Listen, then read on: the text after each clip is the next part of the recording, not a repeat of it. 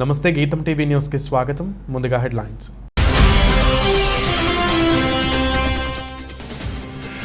NATO దేశాలు నిర్వహిస్తున్న సైనిక విన్యాసాల్లో తీవ్ర విషాదం.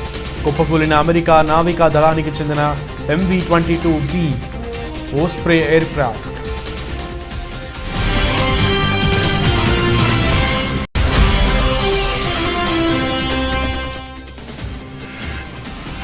కేరళలో ఫుట్బాల్ మ్యాచ్ జరుగుతుండగా గ్యాలరీ కూలిపోయి 200 మందికి గాయాలు. గాయపడ్డ వారిలో 5గురి పరిస్థితి విషమం.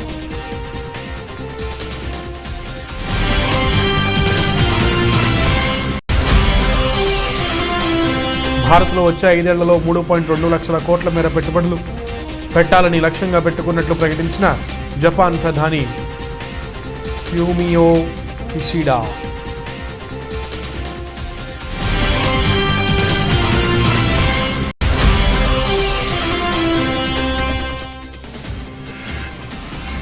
మాజీ పార్లమెంట్ సభ్యులు మీనాక్షి నటరాజన్ నిర్వహిస్తున్న సర్వోదయ సంకల్ప పాదయాత్రలో పాల్గొన్న పార్లమెంట్ సభ్యుడు ఉత్తమ్ కుమార్ రెడ్డి.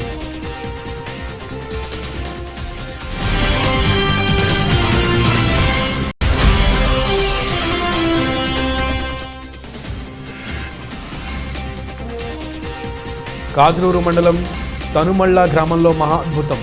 కళ్ళు తెరిచిన శ్రీ వెంకటేశ్వర స్వామి.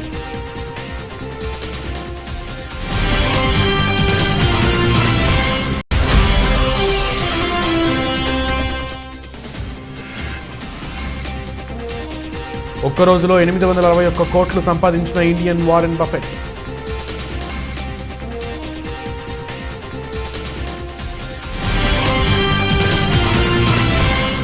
నార్వేలో ఆర్కిటిక్ సర్కిల్లో కోల్డ్ రెస్పాన్స్ పేరిట నాటో దేశాలు నిర్వహిస్తున్న సైనిక విన్యాసాల్లో తీవ్ర విషాదం చోటు చేసుకుంది. అమెరికా నావికా దళానికి చెందిన MV-22B ఓస్ప్రే ఎయిర్ క్రాఫ్ట్ కుప్పకూలింది. ఇందులో ఉన్న 4 అమెరికా నావికా దళం సైనికులు మృత్యువాత పడ్డారు. ఉత్తర నార్వేలోని నార్లాండ్ కౌంటీలో శుక్రవారం రాత్రి జరిగిన ఈ దుర్ఘటన ఉక్రెయిన్ రష్యా యుద్ధానికి సంఘటనతో సంబంధం లేదని నార్వే ప్రధానమంత్రి జోనాస్ గెహర్ స్టోయిరీ రక్షణ శాఖ అధికారులు శనివారం ప్రకటించారు. ప్రమాదానికి గల కారణాలపై దర్యాప్తు చేస్తున్నట్లు తెలిపారు. అయితే ప్రతికూల వాతావరణం వల్లే అమెరికా విమానం కూలిపోయిందని నార్వే పోలీసులు వెల్లడించారు. ఈసారి నాటో సైనిక విన్యాసాల్లో 27 దేశాలకు చెందిన 30,000 మంది సైనికులు, 220 విమానాలు, 50 నౌకలు పాల్గొంటున్నాయి. నాటో ఇతర దేశాలైన ఫిన్లాండ్, స్వీడన్ కూడా ఈ విన్యాసాల్లో పాలు పంచుకుంటున్నాయి. ఇవి ఏప్రిల్ 1 వరకు జరగనున్నాయి. ఫుట్బాల్ మ్యాచ్ చూసేందుకు వచ్చి 200 మంది గాయాల పాలయ్యారు. మ్యాచ్ జరుగుతుండగా అక్కడ తాత్కాలిక గ్యాలరీ ఒక్కసారిగా కూలిపోవడమే ఇందుకు కారణం. కేరళలోని మలప్పురం పూన్గోడ్లో నిన్న ఫుట్బాల్ మ్యాచ్ పోటీలు నిర్వహించారు. అందుకోసం అక్కడ తాత్కాలిక గ్యాలరీ ఏర్పాటు చేశారు. అయితే అది ఒక్కసారిగా కూలిపోయింది. అది కూలిపోతున్న సమయంలో అక్కడి వారు పరుగులు తీసినప్పటికీ లాభం లేకుండా పోయింది. వేగంగా అది ప్రేక్షకుల మీద పడిపోవడంతో దాదాపు 200 మందికి గాయాలయ్యాయని పోలీసులు తెలిపారు. వారిలో 5గురి పరిస్థితి విషమంగా ఉందని వివరించారు. తాత్కాలిక గ్యాలరీ కూలిపోయిన వీడియో మీడియాకు లభ్యమైంది.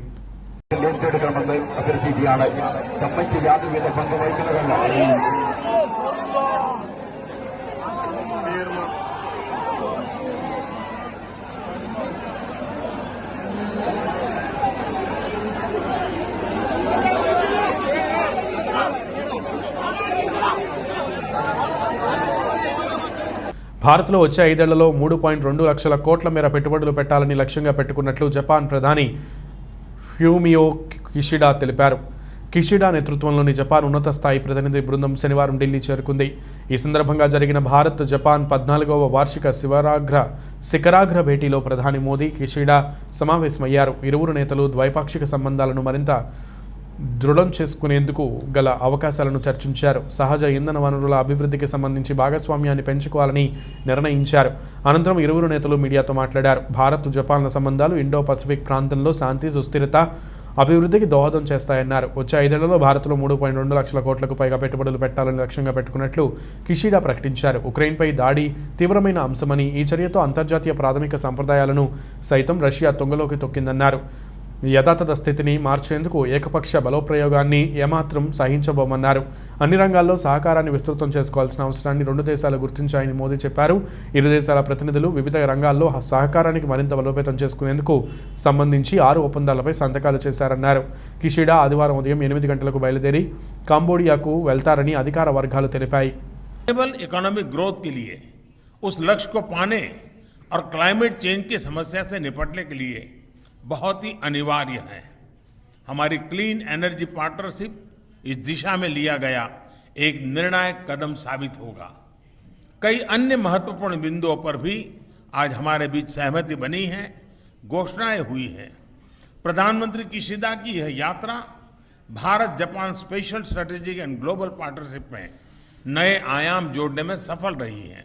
मैं एक बार फिर प्रधानमंत्री किशिदा और उनके डेलीगेशन का भारत में बहुत बहुत स्वागत करता हूं।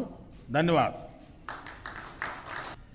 そしてモディ首相と対話 महत्वपूर्ण वर्ष है क्योंकि भारत और जापान के बीच कूटनीतिक संबंधों का ये 70वां वर्षगांठ है और मैंने विश्वास के संबंधों को और अधिक गहरा किया है। एक दूसरे के साथ आमने सामने बैठकर हमने बहुत ही गहन चर्चा करी है एक दूसरे के साथ। प्रधानमंत्री मोदी जी ने कहा है, उन्होंने हमें बहुत ही विनम्र रूप से हमें संवेदना व्यक्त की है जापान में आए भूकंप के लिए। आपके विनम्र शब्दों के लिए बहुत बहुत धन्यवाद। इस वक्त पूरा विश्व जो है శ్రీ తల్పగిరి రంగనాథ స్వామి రథోత్సవం కార్యక్రమంలో రాష్ట్ర ఇరిగేషన్ శాఖ మంత్రి అనిల్ కుమార్ యాదవ్ పాల్గొన్నారు. ఆయనతో పాటు వైఎస్ఆర్సీపీ నాయకులు, కార్యకర్తలు, భక్తులు తదితరులు పాల్గొన్నారు.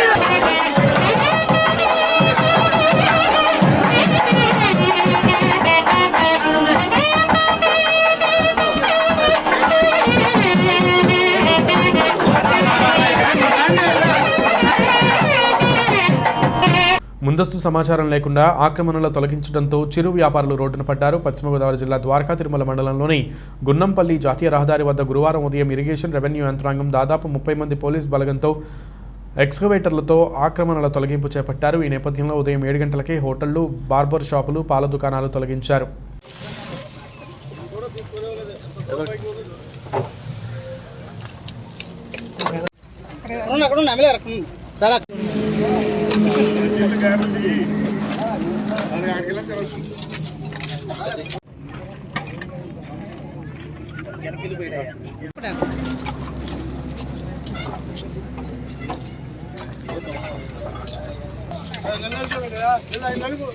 గోపాలపురం నియోజకవర్గం ద్వారకా తిరుమల మండలం గుణంపల్లి గ్రామంలో ఇక్కడ మనం ఉన్నాం. ఈ గుణంపల్లి గ్రామంలో ఇటు పోలవరం కెనాలు ఒక పక్కనే, నేషనల్ హైవే ఒక పక్కనే ఉన్నాయి. దీని మీద ఈ గ్రామస్తులకు సంబంధించినటువంటి కొద్దిమంది దళితులు, అదేవిధంగా బ్రతుకుదేరు లేనటువంటి వాళ్ళు రోడ్డు పక్కనే చిరుచురు వ్యాపారాలు చేసి బ్రతుకుతుండడం అనేది గతం నుంచి కూడా జరుగుతుంది. గత 4 సంవత్సరాల నుంచి ఈ రోడ్డుకు ఆనుకుని కాలువకు ఆనుకున్నటువంటి ఇరిగేషన్ భూమి ఏదైతే ఉందో పోలవరం భూమిలో కాలువ వేసుకోగా రోడ్డు వేసుకోకుండా మిగులు భూమి ఏదైతే ఉందో ఆ మిగులు భూమిలో దూరంగా వీళ్ళు ఎటువంటి కట్టడాలు కూడా కట్టుకోకుండా కేవలం చిన్న తాటి ఆకులతోటి చిన్న గుడిసెలు వేసుకుని జీవనోపాధి కోసం ఇక్కడ వీళ్ళు చిన్న చిన్న హోటల్స్ అని, లేకపోతే ఒక బార్బర్ షాప్ అని, లేకపోతే ఒక టైర్ గాలిపోయేటువంటి ప్యాచ్ చేసుకోవడం అని చేసుకుంటూ జీవనోపాధి కోసం పేదవాళ్ళు, ముఖ్యంగా దళితులు బతుకుతున్నటువంటి పరిస్థితి ఈ ప్రాంతంలో ఉంది. దీనిని గతంలో భాస్కర్ రెడ్డి అనేటువంటి వైకాపా ఆ నాయకుడికి సంబంధించిన భూమి ఇది. ప్రభుత్వం ఈ పోలవరం కెనాల్ తీసుకున్న టైంలోనే అతను కాంపన్సేషన్ ఇచ్చి ఆల్రెడీ ఈ భూమిని కొనుగోలు చేసి ఆయన కాంపన్సేషన్ ఇవ్వడం జరిగింది. కృష్ణా జిల్లా బాపులపాడు మండలం తిరుపతమ్మ గోపయ్య ఉత్సవాలలో భాగంగా అమ్మవారికి అవసరాల సమర్పించారు. గత 4 రోజుల ఉత్సవాలు విజయవంతం సాగుతున్నాయి. మహిళలు అంకమ్మ తల్లికి పొల పొంగళ్లు సమర్పిస్తున్నారు. డప్పు వాయిద్యాల మధ్య ప్రభలు ఊరేగింపుగా వైభవంగా జరుగుతున్నాయి.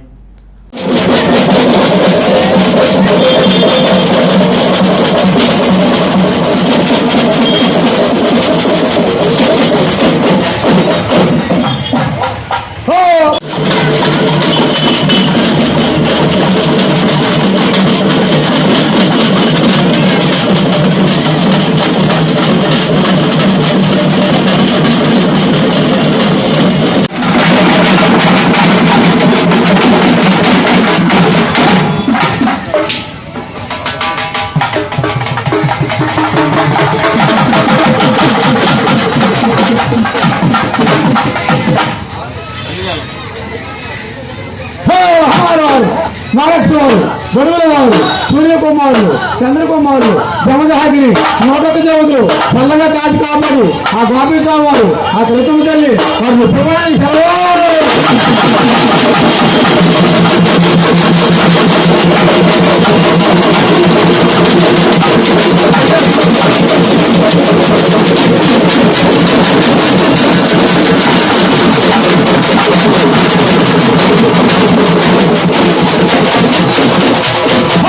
కాజులూరు మండలం తనుమల్ల గ్రామంలో మహాద్భుతం జరిగింది. తూర్పుగోదావరి జిల్లా కాజులూరు మండలం తనుమల్ల గ్రామంలో కొలువైన శ్రీ వెంకటేశ్వర స్వామి వారు కళ్ళు తెరిచిన మహాద్భుత ఘటన శనివారం ఆవిష్కృతమైంది. విషయం తెలిసిన చుట్టుప్రక్కల గ్రామాల వారు తండోపతండాలుగా ఈ గ్రామానికి తరలివచ్చి ఆ స్వామివారిని దర్శించుకుని ఆనందం వ్యక్తం చేస్తున్నారు. దేవస్థానం పండితులు భక్తులు స్వయాన స్వామివారిని దర్శించుకుని పూర్వజన్మ సుకృతంగా భావిస్తున్నామని తెలిపారు. గత 3-4 సంవత్సరాల నుంచి గుడికి రావడం జరుగుతుంది. కానీ ఈ గుడి దగ్గర ఎంతో ఇక్కడ భగవంతుడు వెలిసి కాడి నుంచి మా అందరికీ ఎన్నో అద్భుతాలు జరుగుతున్నాయి. కానీ అవన్నీ మేము చూస్తున్నాం. ఇక్కడ భగవంతుడు యొక్క సాక్షాత్తు ఆయన అనుగ్రహం ఉందని మేము ఎప్పటి నుంచో గ్రహిస్తున్నాం. స్వామివారు వెలిసి కాడి నుంచి ఎన్నో అద్భుతాలు జరుగుతున్నాయి. కానీ ఈరోజు నాకు 3 గంటలకు ఫోన్ వచ్చింది. నేను వేరే ఊర్లో ఉన్నానండి. ఇలా తనమల వెంకటేశ్వర స్వామి కళ్ళు తెరిచారు అంట అని చెప్పేసి అందరూ ఫోన్ చేశారు. ఇదేంటి విగ్రహం కళ్ళు తెరచడం ఏంటి అని చెప్పేసి నేను ఆశ్చర్యపోయాను. 5 గంటల వరకు నేను దాన్ని పెద్దగా క్యాచ్ చేయలేదండి. ఏంటి అది నిజమా అబద్ధమా అని చెప్పేసి. నిజంగా ఇప్పుడు వచ్చి స్వామివారికి నేను 3 సంవత్సరాల నుంచి స్వామివారిని అబ్జర్వ్ చేస్తాను. శనివారం గుడికి వచ్చినప్పుడు అలానే ఏంటి ఎంతవరకు నిజమని చెప్పేసి సెల్ లైట్ వేసి మరీ సాక్షితో దగ్గర నుంచి అబ్జర్వ్ చేయడం జరిగింది. నిజంగా ఇన్ని సంవత్సరాలను చూసిన అద్భుతం కట్టి ఇది మహా అద్భుతంగా ఉందండి. భగవంతుని మేము సాక్షాత్తు ఆయన కళ్ళు తెరవడం చూడగలిగాం. ఇది మరి అది మా పూర్వజనం సుకృతం అనుకోవాలంతే. నమో వెంకటేశ్వర. నమో నమః. నా పేరు వసంతరావు అండి. నేను ఉండేది యానం స్వధర్మ ప్రచార కేంద్రం వేద పాఠశాల. అయితే ఆ వేద పాఠశాల నుండి మన తనుమల్ల గ్రామం ఇచ్చేసి మరి ఎన్నో యజ్ఞ యాగాది కృతులు చేయడం కాకుండా స్వామివారికి కళ్యాణం కూడా చేయడం జరుగుతుంది గత 5 ఏళ్లుగా. అయితే ఈరోజు శనివారం రోజున మరి శ్రీ వెంకటేశ్వర స్వామివారు కళ్ళు తెరవడం అనేది ఈ చుట్టుపక్కల గ్రామాలందరినీ కూడా ఆశ్చర్యపరిచింది. కాబట్టి ఎవరు కూడా కంగారు పడద్దు, భయపడద్దు. స్వామివారి యొక్క అనుగ్రహం కోసమే ఆయన కళ్ళు తెరిచారు తప్ప మీ మీద ఆగ్రహాన్ని చూపించడం మాత్రం కాదు. కాబట్టి స్వామివారు కళ్ళు తెరిచారు కాబట్టి వేలాది మందిగా ఈ గ్రామం ఇచ్చేసి స్వామివారిని చూడడానికి వస్తున్నారు. వేలాది మందిగా తరలి వస్తున్నారు. నిజంగా ఆ నేత్రాలను చూసేటువంటి అదృష్టం మాకు కూడా కలిగింది. ఓం నమో వెంకటేశాయ. కాకినాడ వైసీపీ ఎమ్మెల్యే ద్వారంపూడి చంద్రశేఖర్ రెడ్డి జనసేన అధ్యక్షుడు పవన్ కళ్యాణ్పై సంచలన వ్యాఖ్యలు చేశారు. తూర్పుగోదావరి జిల్లాలో పవన్ ఎక్కడ పోటీ చేసినా ఓడిస్తానని ఓపెన్ ఛాలెంజ్ చేశారు. పవన్ పోటీ చేసే నియోజకవర్గాల్లో తాను ఇన్ఛార్జిగా పోస్టు తీసుకుంటానని చెప్పారు. అక్కడ పార్టీ కోసం పనిచేసి పవన్ను ఓడిస్తానని శపథం చేశారు చంద్రశేఖర్. అంతేకాదు జనసేన కార్యకర్తలకు పవన్ కళ్యాణ్ అన్యాయం చేస్తున్నారని, జనసేన కార్యకర్తలు బాధపడే రోజు త్వరలోనే వస్తుందని జోస్యం చెప్పారు ఎమ్మెల్యే చంద్రశేఖర్. మరి ఏ స్టార్ అలా తెలియదు. పవన్ కళ్యాణ్ గారు ఏదో సభలో నేను విమర్శించడం జరిగింది. ఆయనకి ఎక్కడికి వెళ్ళినా కూడా నేను విమర్శించడం ఆనవాయి. ఆయనకి నా మీద కోపం ఏమిటి అంటే ఆయన వెనకాల కొంత చెంచాలు ఉన్నారు. కాకినాడకు సంబంధించిన కొందరు చెంచాలు ఉన్నారు. ఆ చెంచాలు ఎవరు? ఇన్ఫర్మేషన్ ఎవరు? సరైన ఇన్ఫర్మేషన్ ఎవరు? అందరూ అబద్ధాలు, నోరిపితే అబద్ధాలు మాట్లాడే చెంచాగాళ్ళు. అంతే ఈరోజు కూడా ప్రజాక్షేత్రంలోనికి వెళ్ళలేదు. ఏదో పెద్దలకు ఇంటి పేరు పెట్టుకుని చాలామంది అయిపోయేటువంటి కార్యక్రమాలు చేస్తున్న రోజులు పోనీ. కనుక ఏదో 1-2 సార్లు మీరు చెప్పిన మాట పవన్ కళ్యాణ్ విన్నాడు కదా, పవన్ కళ్యాణ్తో మాట్లాడిద్దాం కదా అని చెప్పి మీరు అనుకున్నంత మాత్రాన ఇక్కడ ఎవడో భయపడిపోడు, బెదిరిపోడు ఎవడు లేడు. కనుక పవన్ కళ్యాణ్ అన్నవాడు వాస్తవాలు తెలుసుకొని మాట్లాడాలి. పవన్ కళ్యాణ్ అన్నాడు మా కార్యకర్తలు, మా ఆడబడుచులు, మా కార్యకర్తలకు అన్యాయం జరిగిందని. ఈరోజు నేను ఖచ్చితంగా చెప్తున్నాను, మా ప్రాపర్టీలో ఉండి చెప్తున్నాను. ఈరోజు నేను పవన్ కళ్యాణ్ జనసేన కార్యకర్తలకు అన్యాయం చేయబోతున్నాడు. జనసేనలో ఎవరైతే నాయకులుగా కార్యకర్తలుగా ఉండి ప్రయాణం చేయాలని ఆ పార్టీలో ఉన్నారో వాళ్ళందరికీ అన్యాయం జరగబోతుంది. మరలా జనసేన అనే పార్టీని ప్యాకేజీలకు ఇచ్చేసి మరలా అన్యాయం జరగబోతుంది. కనుక కార్యకర్తలు నేనేది అన్యాయం చేశానన్నా జనసేన కార్యకర్తలకి మా ఇంటి మీద దాడి చేయడానికి వస్తే మా యొక్క అభిమానులు, కార్యకర్తలు, బంధువులు, స్నేహితులు అందరూ కూడా కలిసి ఎదురుదాడి చేశారు. ఎవరింటి మీద వస్తే ఎవడో ఊరుకుంటాడు, ఎవడో ఊరుకోడు ఈ రోజుల్లో. నేను అలా అన్యాయం చేశానని బాధపడ్డాను పవన్ కళ్యాణ్ గారు అన్నారు. ఇంకా బాధపడే రోజు వస్తుంది. పార్టీ కోసం కష్టపడ్డా ప్రతి కార్యకర్త కూడా బాధపడే రోజు వస్తుంది. కాబట్టి కార్యకర్తలు, లీడర్లకి నా విన్నపం ఒకటే, పార్టీ పట్ల జాగ్రత్తగా ఉండండి. పొత్తులో భాగంగా మీ అందరికీ అన్యాయం జరగబోతుంది అంటారు. మేము పొత్తు పెట్టుకున్నా మళ్ళీ మా కార్యకర్తలు మంచి పదవులు వేస్తామని. చంద్రబాబు నాయుడు నమ్మి పొత్తులు పెట్టుకుంటే ఎన్టీ రామారావు వెన్నుపోటు పొడిచినాడు పవన్ కళ్యాణ్ పెద్ద లెక్క చంద్రబాబు నాయుడికి. కనుక నేను పవన్ కళ్యాణ్ ఏం చేసుకుంటారో, చంద్రబాబు ఏం చేసుకుంటారో నాకు అనవసరం. కార్యకర్తలు అన్యాయం జరిగిందని బాధపడే పవన్ కళ్యాణ్ గారికి మీరు కూడా మీ కార్యకర్తలు నట్టేయడం ఉంచకండి, మీ లీడర్లు నట్టేయడం ఉంచకండి. పొత్తులో భాగంగా మాజీ పార్లమెంటు సభ్యులు మీనాక్షి నటరాజన్ నిర్వహిస్తున్న సర్వోదయ సంకల్ప పాదయాత్రలో పాల్గొన్న పార్లమెంటు సభ్యుడు ఉత్తమ్ కుమార్ రెడ్డి నిరుపేదలకు, గిరిజన అణగారిన వారికి అండగా మహిళలకు, రైతులకు భూముల విషయంలో హక్కులు కాపాడేందుకు పోరాటం చేస్తామని, దళితులకు 10% మందికి కూడా 3 ఎకరాల భూమిని ఇవ్వలేదని, వారు తెరుపున అండగా ఉంటామని, వేల కోట్ల రూపాయలు ఎన్ఆర్ఈజీఎస్ పనులు టీఆర్ఎస్ వారికి కేటాయిస్తుందని అన్నారు.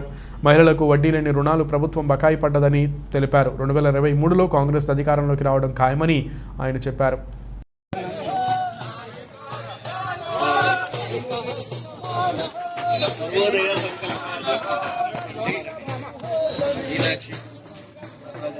స్వాగతం, సుస్వాగతం.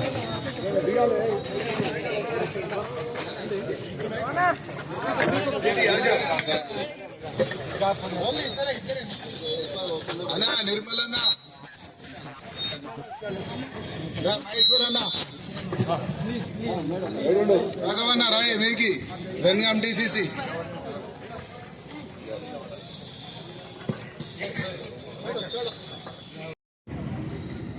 గ్రామీణ ప్రాంతంలో మహిళల విషయం, మరి మహిళలని సంఘటితం చేసి సెల్ఫ్ హెల్ప్ గ్రూప్స్ అని స్టార్ట్ చేసి దేశానికి, ప్రపంచంలోనే ఒక ఆదర్శంగా తెలంగాణ ప్రాంతంలో మహిళ మరి సెల్ఫ్ హెల్ప్ గ్రూప్ స్టార్ట్ చేసింది గత కాంగ్రెస్ ప్రభుత్వం. నేను మనం చేస్తున్నాను. అనేక పథకాల ద్వారా మహిళలకి ఫైనాన్షియల్ ఎంపవర్మెంట్ ఉండాలి, చైతన్యపరచాలనే ఉద్దేశంతో ఒక అద్భుతమైన పథకం ముందుకు తీసుకుపోతే దాన్ని కూడా నీరుగార్చే ప్రయత్నం కేసీఆర్ చేస్తుంది.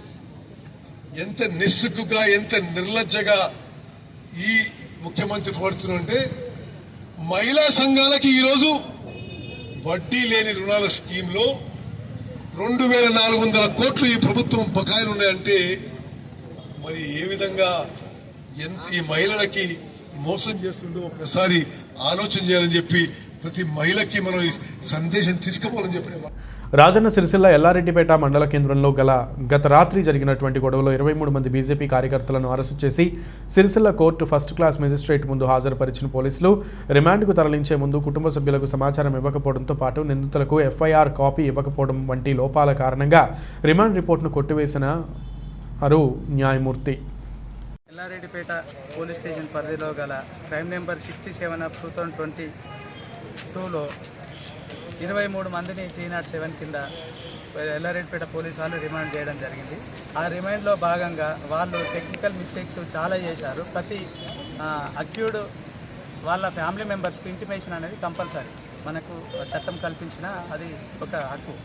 ఎవరి ఫ్యామిలీ మెంబర్స్కి ఇంటిమేషన్ ఇవ్వకుండా వాళ్ళని రిమాండ్ చేసారు కనుక జడ్జి గారు అందరు ఫ్యామిలీ మెంబర్స్కి ఇంటిమేషన్ ఇచ్చి రిమాండ్ చేయాలి అని చెప్పి డైరెక్షన్ ఇస్తూ రిమాండ్ను రిటర్న్ చేసింది. పోలీస్ వాళ్ళు మళ్ళీ వాళ్ళ ఫ్యామిలీ మెంబర్స్ను అందరికీ ఇంటిమేషన్ ఇచ్చి ఫిజికల్గా వాళ్ళ సంతకాలు చేసుకొని అప్పుడు మళ్ళీ ఫ్రెష్ రిమాండ్ చేయాల్సి వచ్చింది. ఆ చట్ట ప్రకారం అయితే అలా ఉంటుంది.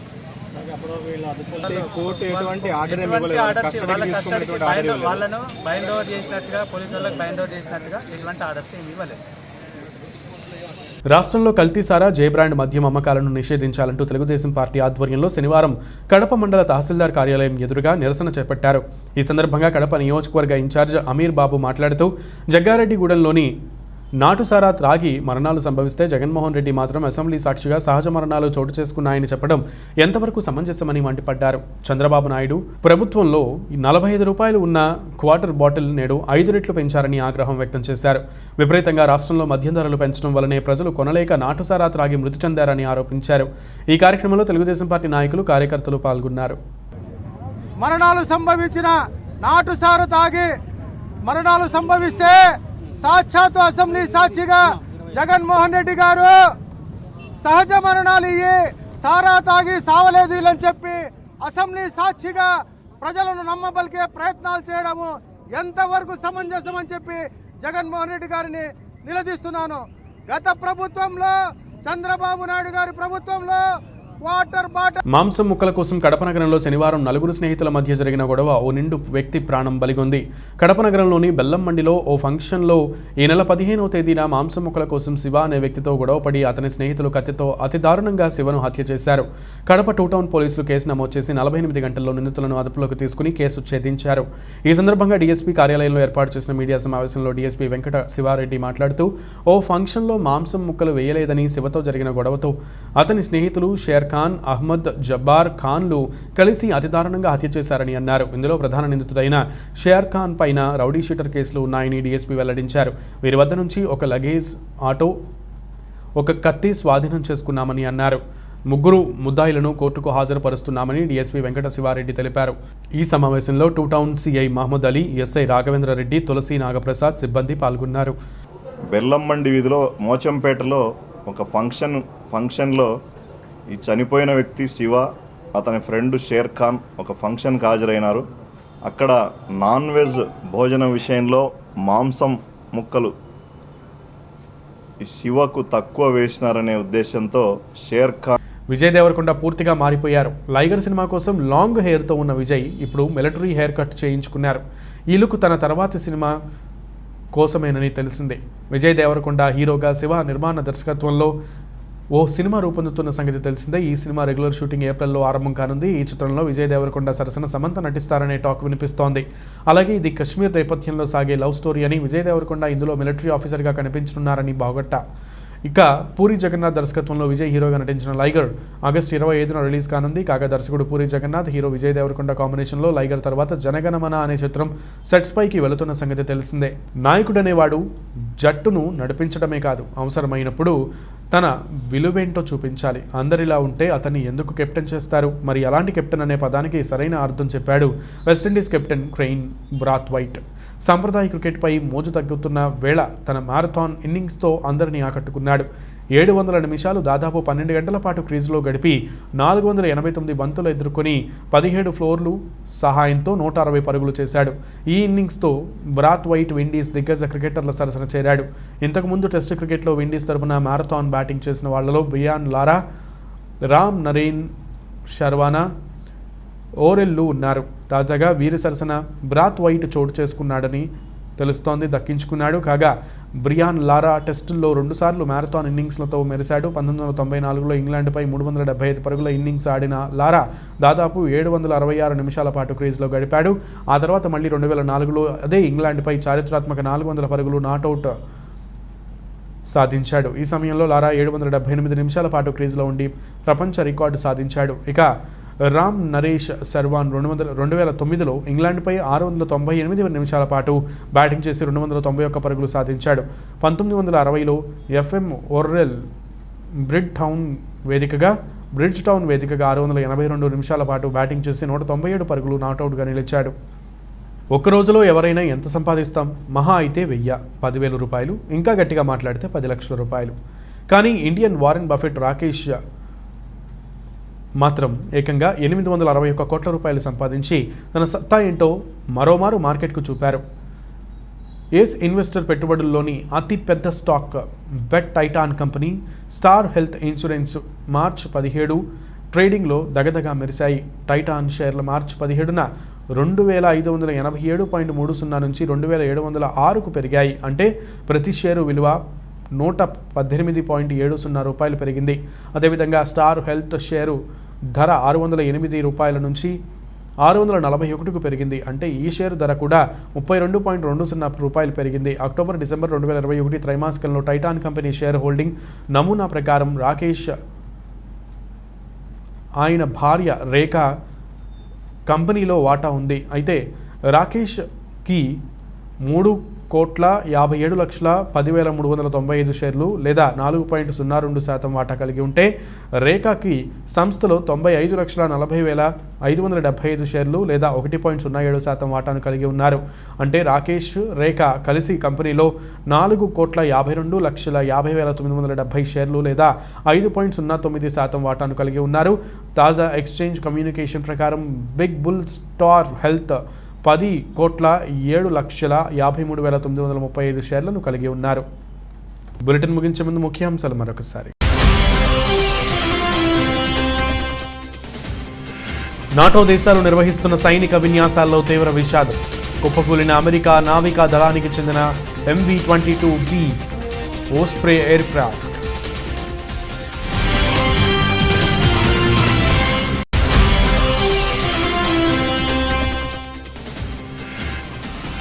కేరళలో ఫుట్బాల్ మ్యాచ్ జరుగుతుండగా గ్యాలరీ కూలిపోయి 200 మందికి గాయాలు. గాయపడ్డ వారిలో 5గురి పరిస్థితి విషమం.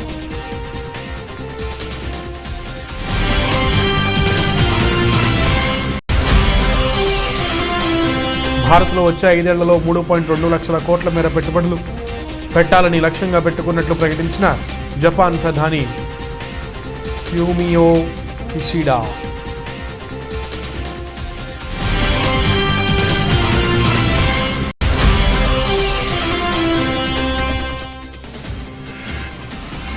మాజీ పార్లమెంట్ సభ్యులు మీనాక్షి నటరాజన్ నిర్వహిస్తున్న సర్వోదయ సంకల్ప పాదయాత్రలో పాల్గొన్న పార్లమెంట్ సభ్యుడు ఉత్తమ్ కుమార్ రెడ్డి.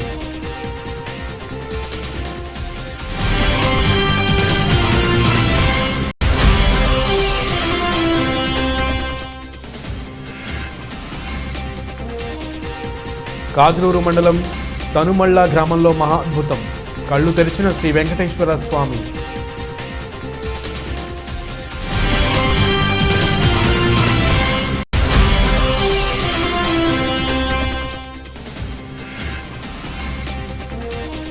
ఒక్క రోజులో 861 కోట్లు సంపాదించిన ఇండియన్ వారెన్ బఫెట్.